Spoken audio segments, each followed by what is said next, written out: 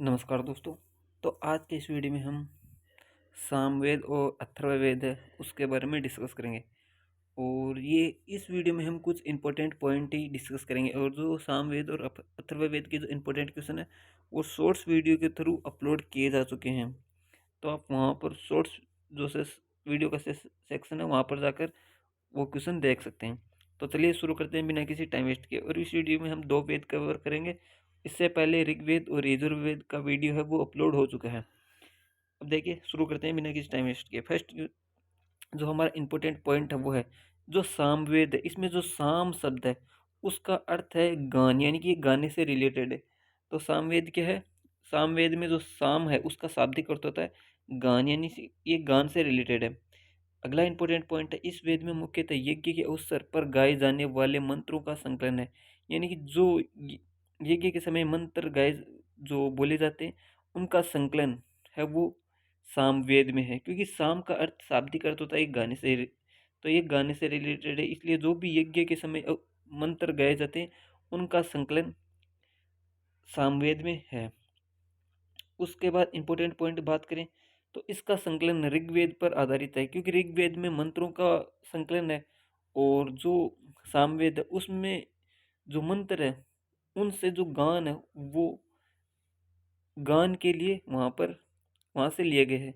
तो इसका संकलन ऋग्वेद पर आधारित है।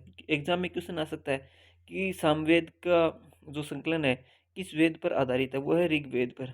अगला क्वेश्चन है, अगला इंपॉर्टेंट पॉइंट है इस वेद को भारतीय संगीत का जनक कहा जाता है। क्योंकि आप जब साम है उसका शाब्दिक अर्थ है गान, यानी कि गाने से रिलेट कर रहा हुआ है। तो जो सामवेद है उसको भारतीय संगीत है उसका जनक कहा जाता है। तो क्वेश्चन कैसा होगा? क्वेश्चन पूछा जाएगा कि किस वेद को भारतीय संगीत का जनक कहा जाता है? तो है सामवेद को। तो सामवेद से तो हमारे पास इतने इंपॉर्टेंट पॉइंट बनते थे। अब बात करेंगे हम अथर्ववेद। अथर्ववेद है अथर्वा ऋषि द्वारा रचित। इस वेद में एग्जाम में क्वेश्चन क्या आएगा कि अथर्ववेद किसके द्वारा रचित है? तो अथर्ववेद अथर्वा ऋषि द्वारा रचित है। इसमें कुल 731 मंत्र है। एग्जाम में क्वेश्चन क्या आएगा कि अथर्ववेद में कुल कितने मंत्र हैं? तो वह 731 तथा लगभग 6000 पद्य हैं, यानी कि 6000 पद्य की रचना अथर्ववेद में है लगभग। उसके बाद अगला इंपॉर्टेंट पॉइंट है इस वेद में मनुष्य के विचारों तथा अंधविश्वासों का विवरण मिलता है।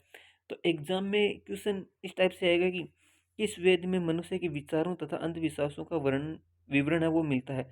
तो वो मिलता है अथर्ववेद में। अगला इंपॉर्टेंट पॉइंट है कुछ मंत्रों में जादू टोने का वर्णन भी है। यानी कि जो अथर्ववेद है उसमें कुछ मंत्र हैं उनमें जादू टोने हैं उसका वर्णन भी किया गया है।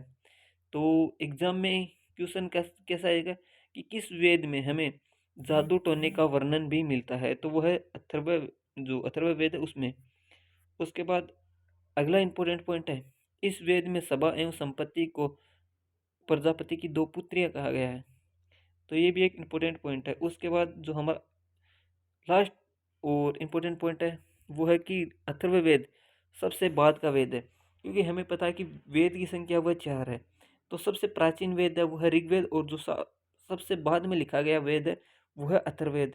तो अथर्ववेद सबसे बाद का वेद है। तो एग्जाम में क्वेश्चन आ सकता है कि कौन सा वेद सबसे प्राचीन है? तो सबसे प्राचीन वेद है वो है ऋग्वेद और जो सबसे बाद में लिखा गया वेद है वो है अथर्ववेद। तो ये थे कुछ इंपॉर्टेंट पॉइंट सामवेद और अथर्ववेद के।